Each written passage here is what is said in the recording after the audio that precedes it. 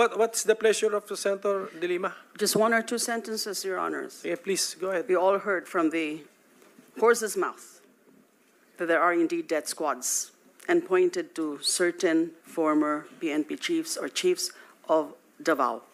These are very clear. Davao death squad to liquidate criminals, suspected criminals. Inducing, encouraging, and prodding people to kill directly or indirectly is not part of the duty of an executive official, whether it is mayor or president. Malinaw po, yung Davao Death Squad andyan.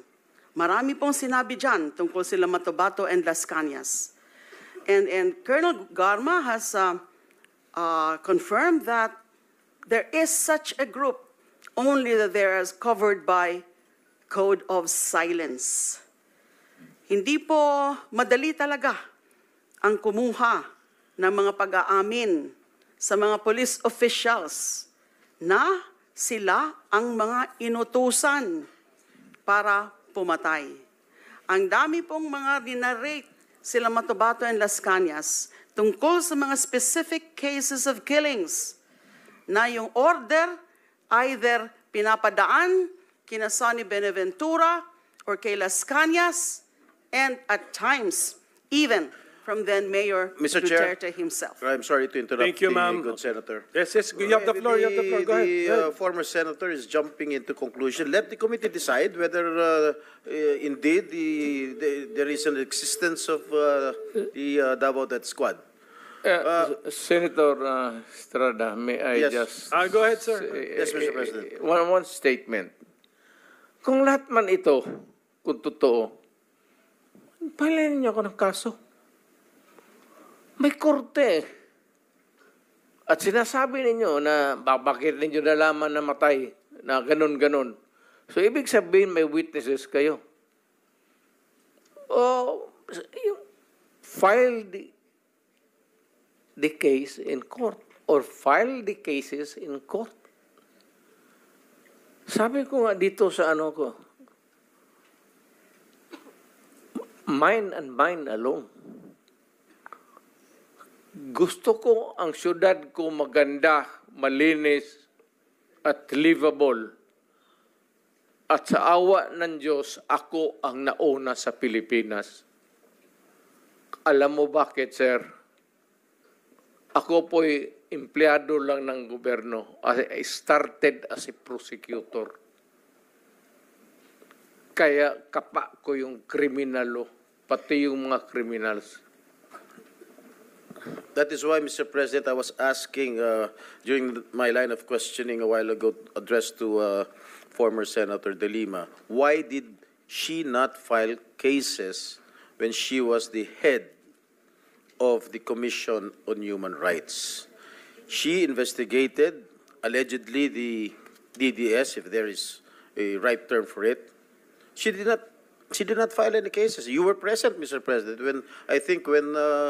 when Senator De Lima, or when she was the chair then of the CHR, you were present during the investigation, if I am not mistaken, Mr. President. Yes, sir. And the President, when I asked him, denied that there was an existence of the Davao Death Squad. My question lang, Senator De Lima, bakit hindi kayo nag-file ng mga kaso kung talagang naniniwala po kayo na meron ho talagang death squad? Why did you not file cases immediately when he was just still a mayor? Yes, Your Honor, nasagot ko na po yun. Hindi mo nga Dahil sinasagot yung mga pwede talagang mga maging witnesses ay hindi pa willing, takot pa na mag-testify against the former mayor. All right, when you were Secretary of Justice, you had all the power. You were a very, very powerful cabinet member under the Aquino administration. Why did you not pursue it? Because at that time, wala na nga hong nagiging resulta ng mga nagiging investigation din. Because again, Madam Chair, mahirap Madam kunin. Chair, Madam Senator, you were a very, very powerful member of the cabinet during the Aquino administration. You had all the resources. You had the NBI at your disposal. Lahat ng mga government agencies were under your disposal. You had the ear of the president. Bakit hindi kayo nag-file ng kaso laban kay Mayor Duterte? At that time, the relevant, real evidence, testimonial evidence, wala pa po sa aking disposal. Although I did try, yung sinabi ko po kanina, na rinifer ko na muna sa NBI. So, kaya lang, yun ang naging report, binalik nila sa akin. Now, they're trying, pero nahihirapan din sila na i-access yung mga witnesses. Mr. President, Kayo, Mr. yung Chair. sinasabi po kanina ni former President Duterte na Davao is the safest city, I think that is belied by statistics. I don't have the exact statistics now, but I read certain data. It's not the safest city. It has the So what is among the safest city, highest, as far as you I know? would not know. It was among, it registered as among those with highest data on killings or murders. So how can it be a safe city? Mr. President, Mr. Chairman, with the permission of Senator Jinggoy? I think the former president wants to answer the accusations, the statements Mr. of President, former yes, you're senator. recognized. Maraming namatay, sir. Marami talaga. Thousands, I would say, from yung naging mayor ako. Marami. Ito yan sila. Dito yan sila lahat. And they would tell you, si Danao, si Koy, si Yambua. Ito si Senator Bato. Maraming namatay, pero ang namatay, sir, mga kriminal. Alam mo kasi ang Davao is a crossroad kasi ang unang nag-bloom sa Mindanao, tagaroon ka man, sir, ang Davao. Kaya saan yung progressive at saan yung pera negosyo, nandoon rin yung mga kriminal kasi ang negosyante pati ang kriminal magkasama yan. Kung saan yung pera, mga negosyante, nandoon yung mga kriminal. Kaya ganon. Kapag kabubo ka na mayor at hindi mo takot kang makulong, ako, di makulong, di makulong. I can make the confession now, if you want. Mr. Chair. Talagang niyayari ko. Pero wag mo naman, mga pulis kawawa naman. Meron akong death squad. Pero hindi yung mga pulis. Sila rin yung mga gangster. Yung isang Mr. Chair. gangster, utusan ko, patayin mo yan, kaya kung hindi mo patayin yan, patayin kita ngayon. Bakit mo isakripisyo yan sila? Alam mo, sir, ganito, ha? Mabutit na lang nandito, if you give me time. Ang pulis, sir, kawawa. Hindi mo alam, ito, nandito itong mga, pag ang pulis na pahilan ng kaso, sir, suspended yan. Wala ng pagkain yan sa... The day that the suspension is issued, that day, ang pulis wala ng pagkain, ang mga pamilya nila wala ng pera, ang mga bata wala ng pamasahe, hinto lahat. Paralyze ang pamilya ng pulis. Hindi ninyo alam yan. Kaya may kaibigan kayo ng pulis, tanungin ninyo. Yan ang buhay ng pulis. Kaya protektado ko yan sila. Pagka in the fulfillment of duty, sabi ko sa kanila, magpakamatay ako sa inyo. Pero pag nag-abuso kayo, nagpatay kayo ng tao, nag-hold up kayo, nag-kidnap kayo, putang ina, ako mismo ang papatay sa inyo. Mr. Chair. Mr. President, kayong Mr. magpahuli. President, okay, ako muna may tanong. Kasi medyo nalito rin po ako. So, ibig niyo sabihin, gusto niyo proteksyonan yung police, ayaw niyo silang gamitin sa maipit sila kasi kung masuspend sila, kawawa pamilya niya. Tas nabanggit niyo, may sarili kayo ngayong tinayo na hit squad. Is that what you're trying to tell us? Para hindi po kami nalilito po. I mean, can we be very clear? Hindi naman death Salitang, squad. salitang, ano po ito? Salitang diretso. Opo. Hindi naman death squad. Basta alam ng tao sa Davao na nandyan ako at magkamali ka and you commit a heinous crime at walang mapuntahan yung agrabyado, ako yan. And then how do you remedy the situation, Mr. President? Or how did you remedy those situations na nalapitan ka? When I am called for another investigation, sir, sabihin ko, hindi ko man ito drama. Tanungin niyo ako ulit, tapos, well, my experience, 73 years old na ako, sir. So, in a few years, 2-3 years, may sakit na rin ako. Gusto ko iwanan yung lahat para malaman. Thank you, Mr. President. Just one last statement, last, Mr. Your Mr. Honor, Chair. I cannot help myself. No, excuse me. Senator Estrada has the floor. Merong intervention gusto rito. If you will Sige, permit sige. it. Okay, okay. Okay, Senator Bato, go ahead. Yeah, I just would like to put on record na the statement of our resource person, Attorney Laila de Lima, na Davao, dinidisclaim niya palagi na Davao is not the safest place in the Philippines. So what does that make of all these awards that was received by Davao City? Not only the LG of Davao City, the Davao City Police Office, ay palaging Best City Police Office of the Year. Halos forever na eh. Kaya there came a point na yung Davao City Police Office ay hindi na sinasali sa best competition as far as unit performance is concerned dahil yung ibang mga syudad hindi na makakatanggap ng award dahil Davao City palagi na nanalo based on record yan sa Camp Crame. Ngayon, ako mismo, I'm from Davao. I can tell you, Davao City is the safest place anywhere I go in the Philippines.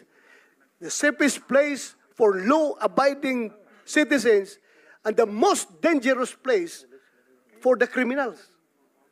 Talagang pag gumawa ka ng krimen ng Davao, pulis ako ng Davao, hahabulin talaga kita. Hahanapin talaga kita, Mr. Chairman. Pag ikaw gumawa ng krimen sa aking syudad, hahabulin talaga kita. Kaya po, Mr. Chair. para pagbigyan sila, sige, sila na naman. Sige po.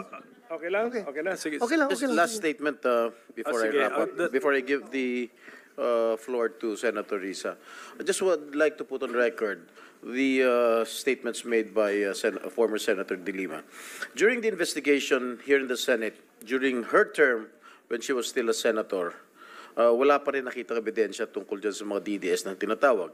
Nung CHR chairman siya, wala rin nangyari sa mga investigation at wala pa rin nakitang ebidensya. Nung secretary siya ng DOJ, which is a very very powerful cabinet position, wala po rin siyang mga nakitang ebidensya. At hanggang ngayon, yun pa rin po ang sinasabi niya, wala pa rin gustong mag-testify, wala pa rin siyang kinakasuhan. So I think that is a matter of incompetence, Mr. Chair. I take Thank you. Mr. strong Chair, exception to that, Your Honor. Okay, to be fair, sige. The chair will be fair. Excuse me, everybody, Mr. President, teka muna. Sige, hindi ko po Yes, nagustuhan. Senator De Lima, sige, Thank you. short na lang, short. Hindi sige, ko po response. nagustuhan yung ganung conclusion na Okay. wala akong ginawa or that incompetent. Malayo pong description sa akin yan. I always do my job. Depende sa mga circumstances, depende rin sa kung ano talaga yung makakalap. And hindi ho tama na nung Senate inquiry, kasi nandun po si Matubato, present ko nga po. Pero after I presented him, inalis na po ako as Senate chairperson. Now, ano yung tungkol sa safest city? Ma'am, What- let's what ma'am, exactly excuse me. is the standard? Can I stop you there? Wag na natin, let's not debate on the safest city. I mean, focus po tayo, no? A Philippine war on illegal drugs. So, anyway, opinion na po yun. There's no right and wrong opinion. Yes, Senator Risa? Salamat kaayo, Mr. Chair. Huwag nating kalimutan, may bombshell na inamin ang dating presidente kanina. Sinimulan niyang i-implicate, ilaglag yung mga ilan sa mga dating PNP officials natin na involved daw sa Davao Death Squad noon. Pero sila mismo, sinabi nila na may death squad sila. Siya. Bagamat hindi daw pulis, may death squad siya. Yun yung iniimbestigahan nga natin dito, Mr. Chair.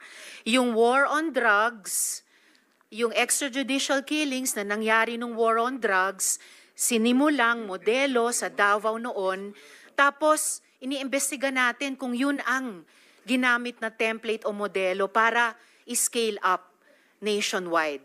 So, bombshell yung sinabi po ng dating presidente na meron na silang death squad, anuman ang pangalan yan, police o non-police ba yan, kasi it looks like what we are investigating now, yung ginamit na instrumento para sa war on drugs na nagbunga ng napakaraming extrajudicial killings. You are For the record, Mr. correct, ma'am. React, sir. Tama Thank you, ka talaga. Mr. Chair.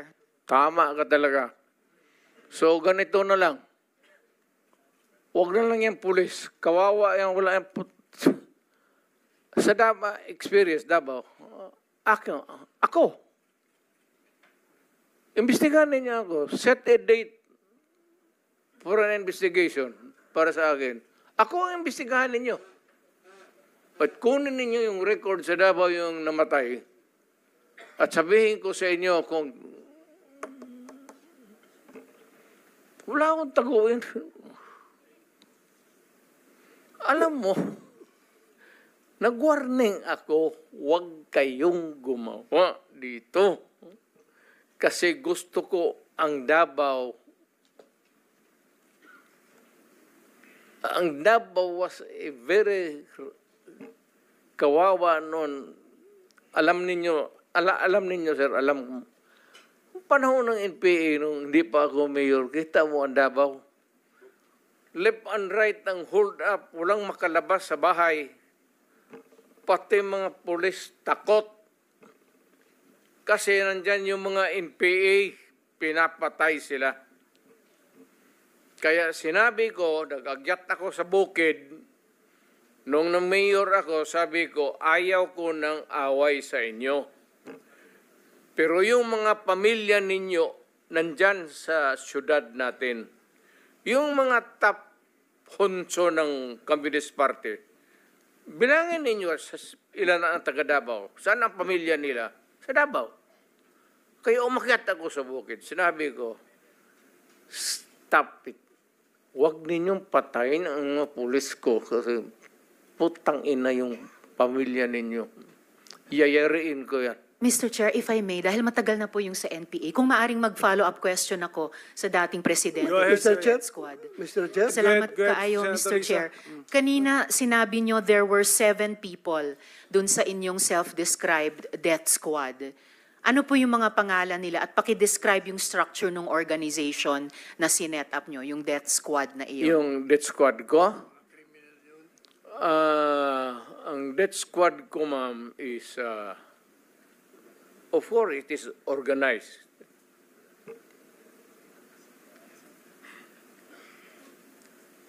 Hanggang dyan lang.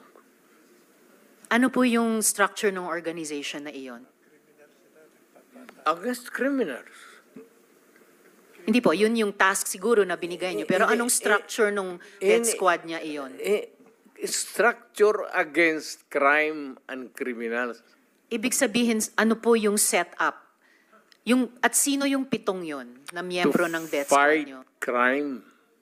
No sir, yung pangalan nung sabi niyo, 7 tao na nasa death squad niyo. Mukhang patay naman sila lahat, ma'am. It's okay sir, ano pong mga pangalan nila? You know, when I was mayor, it's about 43. I am now 73. For the life of me, I cannot remember the name. And ano po yung structure nung 7 yon? Merong bang team leader, may 2 tenyente, then may 4 pa na tao? Ano po yung structure ng organization na iyon? I said I am 73 years old. Hindi ko nga alam kung bakit nandito ako kaharap mo.